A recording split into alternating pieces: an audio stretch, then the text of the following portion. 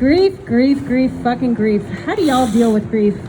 I know a lot of people will drink themselves into oblivion every night. Some people go to therapy like adults. Fuck that noise. What I like to do is tell a bunch of strangers my sordid sex life and the history thereof. So buckle up, buttercup. Shit's about to get weird. We gotta go back to middle school band. Follow me on this one.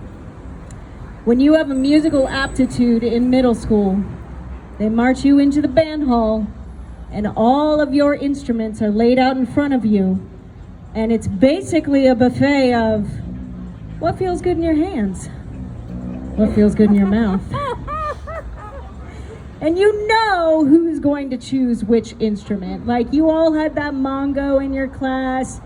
He's reading at like a 4th grade level, didn't really learn his 7 times tables. You know he's gonna pick up a pair of drumsticks, send him to the back, get him in the back, let him bang on a drum, he's gonna be perfectly fine.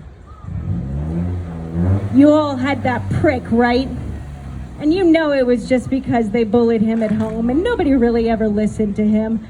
He's going to pick up the trumpet because it's the highest and the loudest, and you gonna listen now.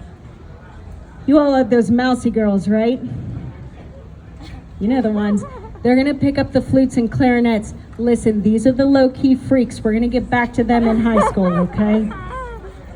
Now at this point, I had already been playing saxophone for a couple years, and so tryout instrument day turned into the Robbie show, quick, fast, and in a fucking hurry. And automatic first chair. And if you don't know what that means, I know we don't have a lot of band nerds here. If you don't know what that means, it is a daily reminder that you are better than all of your peers.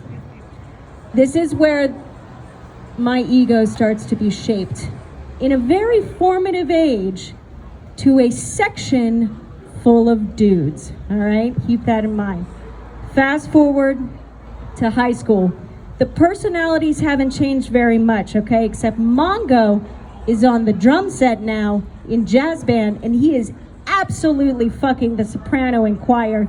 She's got a low self-esteem. He's got a low intelligence. It's a very happy marriage, right? You still got Mr. Trumpet, okay? And his narcissism is really in full swing at this point.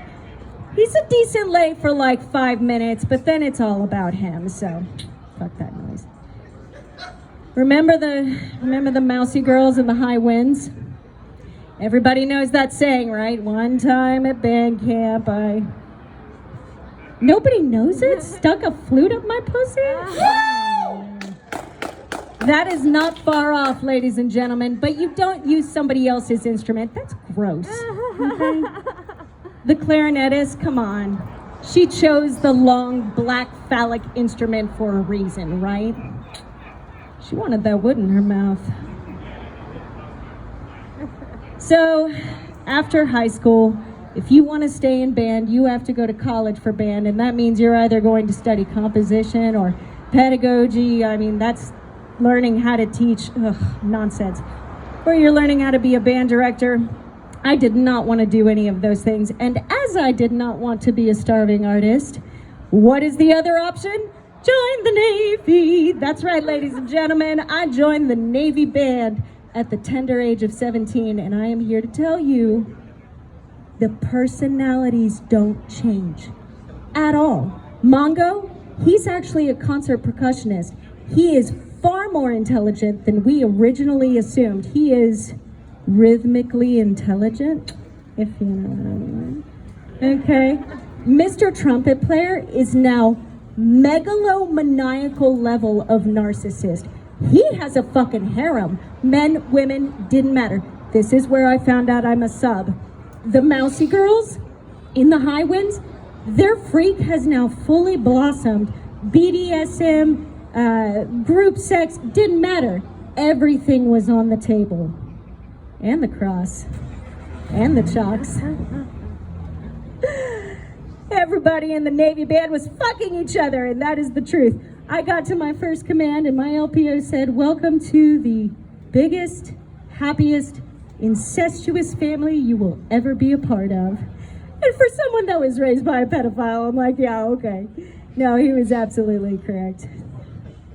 All right, we got to address the elephant in the room. I have fake tits, but I also use a wheelchair.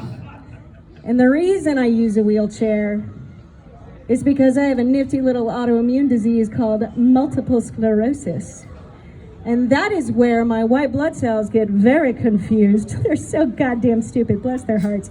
And they go much on the myelin in my brain and spinal column, and it causes a few sexy symptoms that include but are not limited to urinary incontinence. I know, it's so sexy, right? My boyfriend knows the difference between I'm wet and I'm wet. We need to fucking go. Could be worse. You could slowly lose your ability to walk in the prime of your life. I would like to leave my audience with the very best advice that I have. I hope that you chase your happiness as if you can never chase anything again. Ladies and gentlemen, I'm Robbie.